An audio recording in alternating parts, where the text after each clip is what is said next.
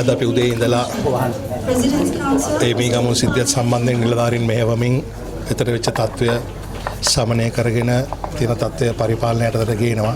මේ වෙලාවේ තත්ත්වය සමනය වෙලා තියෙනවා. නමුත් මට කියන්නට ඕන අපි විශාල වශයෙන් කම්පනයකට ලක් වෙලා ඉන්නවා. විශාල කනගාටුවක් කම්පනයක් තිබෙනවා. මොකද රැඳවියෝ මේ ගිහිල්ලා තියෙනවා. ඊට අමතරව කාර්ය මණ්ඩලය මේ ගිහිල්ලා තිබෙනවා. ඒක රැඳවියෝද කාර්ය මණ්ඩලයේද කියන එක නෙමෙයි අපේ තියෙන ප්‍රශ්නේ. එතන මනුෂ්‍ය ජීවිත නැති වෙච්ච එක පිළිබඳව බලවත් කම්පනයක් තියෙනවා. ඉතින් මම ඉස්සෙල්ලාම මේ කිය අයගේ පවුල් වල කට්ටියට බලවත් ශෝකය සහ කනගාටුව ඉස්සෙල්ලාම ප්‍රකාශ කරන්නට ඕන. දැන් සිද්ධිය වෙච්ච නිසා අපි එතනට ගිහිල්ලා වෙලා තියෙන දේ හොයලා බලලා ඉදිරියේදී මේ වෙන දෙයක් නොවෙන්න වග බලා ගන්න ඕනේ කියන තැන අපි ඉන්නේ. මේ කාටවත් අපි වරද පවරන්න හෝ එහෙම කරනව නෙමෙයි. මේක ඇත්තටම කම්පනයක් තියෙනවා.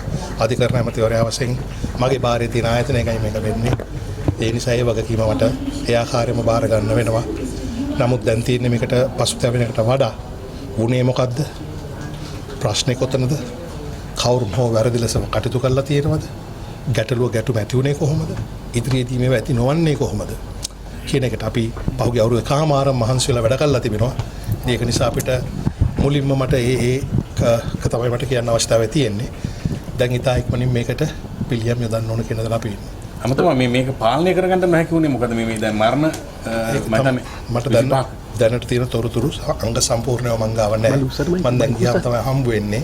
ඔබ දන්නවා මෙතන ඇත්තටම කල්ලි කණ්ඩායම් දෙකක් අතර පාතාලයේ භද්‍රග වලට සම්බන්ධ කණ්ඩායම් දෙකක් අතර ඊයේ රාත්‍රියේ තමයි ඉස්සෙල්ලම ගැටුම ඇති වෙලා තිබෙන්නේ. ඊයේ රාත්‍රී ගැටුමුත් කට්ටියක් තුවාල ලැබලා තියෙනවා. මොකද මේ ගැටුම බේරන්න කාර්ය මණ්ඩලයට වුණුත් පහර වැදිලා වුණුත් තුවාල ලැබලා හිටියා. ඊට ඊයේ රාත්‍රියේ සමනයටපත් කළා. නමුත් අද උදෑසන නැවත වතාවකින් උදේ ආහාර උන්ට දීලා ඔවුන් උසාවි කරන්න ලෑස්ති වෙනකොට ඒ කණ්ඩායම් දෙක අතර ගැටුම් නැවත උග්‍ර වෙලා තියෙනවා. ඉතින් ඒක විසඳන්න අපේ කාර්ය මණ්ඩල පුළුවන් තරම් මැදිහත් වෙනවා. මොකද මුල් අවස්ථාවේම වෙඩි තියන්න හෝ ගහන්න යන්නේ නැහැ අපේ අය. අනිකුත් උපක්‍රම භාවිත කරනවා. අර එතනින් සෙනගත් විශාල ප්‍රමාණයක් ඉන්නවා සාපේක්ෂව. ඒක නිසා අපි බලමු. මොකද සමහර අවස්ථාවලදී මේ දේවල් සිද්ධ වෙනව නැතුව නෙමෙයි. නමුත් මේක සාධාරණීකරණය කරන්නත් බෑ. සුළු කොට තකන්නත් බෑ. මොකද මෙතන මිනිස්සු ජීවිත රැත් වෙලා තියෙනවා. ඒ නිසා මේක තව හොයා බලන්නට ඕන. මම දැන් එතනට යන්න සූදානම් වෙන ගමන් තමයි ඔයාලා මට මේ මයික්‍රොෆෝන් එක අමුතම දැන් මේ විශේෂත්වය වෙන්නේ දැන් දෙපැත්තම මිය ගිහිල්ලා තියෙනවා. ඔව් ඇත්ත වශයෙන්ම කාර්ය මණ්ඩලයේ මොකද ඇත්තටම මේ ගැටුම තිබිලා තියෙන්නේ කාර්ය මණ්ඩලය සමග නෙමෙයි ඈ. කාර්ය මණ්ඩලයට මේ කරදරය වෙන්නේ ඔවුන් ඒ දෙපිරිසේ ගැටුව විසඳන්න මැදිහත් වීමේදී. ඒ කියන්නේ කොයිම අවස්ථාවකත් ගැටුම කාර්ය මණ්ඩලයත් එක්ක නෙමෙයි උනේ. නමුත් මම දන්නේ නැහැ ඒක කොහොමද උනේ කියලා වෙඩි වැදිලා තිබෙනවා බන්දරගා නිලධාරීන්ට. ඒතකොට ඔවුන්ගේ අතට එහා පැත්තට කොහොම ආයුධ ගියාද? කොහොමද ගියේ? දැන් මේවා තමයි මහත්මයාට හොයන්න තියෙන්නේ. මොකද මට වගකීමක් තියෙනවා මේ සියලුම රැඳවියන්ට සහ මගේ බන්දනාගාරයේ වැඩ කරන නිලධාරීන්ගේ ආරක්ෂාවට. දැන් උන්ගේ ආරක්ෂාව තහවුරු කරගන්න බැරි නම් ඉදිරියේදී හරි අපහසු වෙනවා. ඒක නිසා අර වෙලා තියෙන ගැටලුව සහ තත්ත්වය පිළිගනිමින් ඒකට හේතු හදන්න හෝ එක්ස්කියුසස් දෙන්න අවශ්‍ය නැහැ. මේක දැන් විසඳුම් ඉක්මනින් හොයාගන්නට ඕන. මම දැන් ඔවුන් එක උදෑසන ඉඳලා ටෙලිෆෝන් වල විතරයි සම්බන්ධ වෙලා තියෙන්නේ. දැන් ස්ථානය බලලා මොකද්ද වෙන්නේ කියලා ඉදිරියේදී මෙවන් තත්ත්වයක් ඇති නොවන තත්ත්වයට කටයුතු කරන්න ඕනේ කියන තැන තමයි අපි ඉන්නේ. දැන් සම්පූර්ණයෙන්ම නැවතිලා නේද නැවතුමා? සම්පූර්ණයෙන් නැවතිච්ච බව තමයි මට තියෙන්නේ. ඒ ප්‍රශ්නේ නැවතුණාට දැන් අපි මැනේජ්මන්ට් එකක් වශයෙන් කොච්චර මහන්සි වෙන්න ඕනද මේක දැන් යථා තත්ත්වයට ගේන්න. දැන් හැමෝම මාධ්‍ය වලට අපිට දොස් කියනවා කවුරුත් තොරතුරු දෙන්නේ නැහැ. දැනටවත් මගේ බන්දනාගාරයේ ශේෂ්ත්‍රී ජේෂ්ඨ තුන් දෙනා තාමත් ඉන්නේ ඒක ඇතුලේ උදේ ඉඳන්. මොකද අපි යම් ප්‍රමාණයකට දෙන්න රැඳවි යම් ප්‍රමාණයක් වෙනත් හිරගෙවල් වලට යවනවා. මොකද අර ගැටුම් ඇති කරගත්ත කල්ලි ඔක්කොම එකට තියන්න බැරි නිසා. ඉතින් ඒකම තමයි තොරතුරු දෙන්න පරක්කු වෙන්නේ. මොකද හේතුව ඒගොල්ලෝ අපි තාම වැඩ. ඔව් සමනය වෙලා තිබෙනවා. නමුත් සමනය වුණා කියලා ප්‍රශ්න විසඳෙන්නේ නැහනේ. යම් කිසි කාලයක බන්ධනාගාරය ඔවුන්ගේ පාලනයට නතු කරගෙන තිබ්බද? ඒ තරම් තොරතුරු නම් මම ගාව දන්නේ නැහැ. එහෙම දන්නේ නැහැ. නමුත් ගැටුව ඇති වෙච්ච වෙලාවේ මම හිතන්නේ ඔවුන්ට යම් බලයක් තිබුණා නේ වෙලාවේ. ඒකනේ අපේ කට්ටියට තුවාල වෙන්නේ. සමිය යන්නේ. නේ? මට අවසානව මූලික වශයෙන්ම කියන්න තියෙන දේ නැවත කියනවා. මෙහි මියගිය පවුල් වලට අපි පළ කරන ශෝකය සහ කම්පනය. ඒකේ අඩුවක් නැහැ. ඔහු රැඳවියෙද්ද ඔහු පාතාලද කියන එක අපිට අදාළ නැහැ. මිනිස්සු මැරලා තියෙනවා. ඒ ගැන විශාල කම්පනයක් තියෙනවා. නොසුදු වියතු දෙයක්. ඒ නිසා ඒ වගකීම අධිකරණ ඇමතිවරයා වශයෙන් මගේ අතේ තියෙන ආයතනයක් ඒක අපි බාර ගන්නවා. බාර ගන්න ප්‍රශ්න විසඳන්න. එක රැඳවීමකාරී මරුණොත් ඒක ආණ්ඩුව වගකීමක් කියලා 2020 ජනාධිපතිවරයා කියලා තියෙනවා. දැන් ආණ්ඩුවේ මොකක්ද ඒ ගැන කියන්නේ? ඔව් ඉතින් මම කියන්නේ ආණ්ඩුව තමයි. ඒකනේ මම වගකීම් බාරගත්තේ. අධිකරණ ඇමතිවරයා වශයෙන්. සමස්ත ආණ්ඩුවම බාර ගන්න අවශ්‍යද කියන මම දන්නේ නැහැ. නමුත් අධිකරණ ඇමතිවරයා වශයෙන් මගේ ආයතනයක් නේ.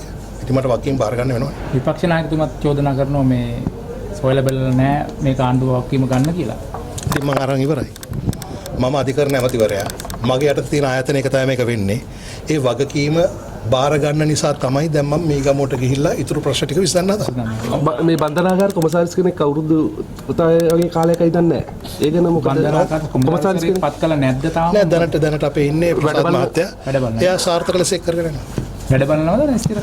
වැඩ බලන පත්වීමක් දීලා තියෙන්නේ తాවකාලිකව. නමුත් එයා ඒක හොඳට කරනවා මේ අවස්ථාවේ. ඇත්තටම මේ අතපසුවීමක් වුණාද මොකද මේ ඒක තමයි දන්න අතීතයේ අපි දන්නවා මේ වගේ සිද්ධි වුණා අපිට මීට පෙර මෙහෙමයි අතපසුවීමක් උඩාද කවුරු හරි ද්වේෂ සහගතව කටයුතු කරාද කවුරු ප්‍රශ්නෙට උත්තර දෙන්න කලින් ඉන්නකෝ හරිද පිටිපස්සේ ඉන්න කට්ටිය ගැන මම දන්නේ නැහැ මං කියන්නම් වෙන දේවල් මේක ද්වේෂ සහගතව වුණාද අනීතික ක්‍රියාවක් නිසා වුණාද ඒව හොයා බලන්න තමයි අපි කමිටුපත් කරලා වැඩේ පටන් අරන් තියෙන්නේ එකක් සාතික කරලා කියන්න මෙහෙම කවුරු හරි දේශාගතව වැඩ කරලා තියෙනවා නම් අනීතිකව වැඩ කරලා තියෙනවා නම් ඒ පොලිසිය හරහා නිසි විමර්ශන කරලා ඒවට අපි ක්‍රියාමාර්ග ගන්න.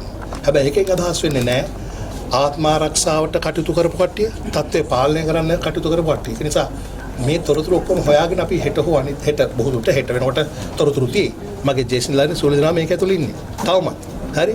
ඒක නිසා මෙතන අපි ඇත්තටම ගන්න ඕන පරිවිනේ තමයි මේ කම්පැනි අපිට තියෙන්නේ. මේක අපි විසඳ ගන්න කටයුතු කරන්න ඕනේ. ජනාධිපතිතුමත් එක්ක ඔබතුමාට සාකච්ඡා කළාද ඒ ගැන? යම් සාකච්ඡා කියන්නේ තත්ත්වයන් පිළිබඳ වාර්තා කිරීමක් කළා. ඔයට යම් පියවර ගන්නවා එතන.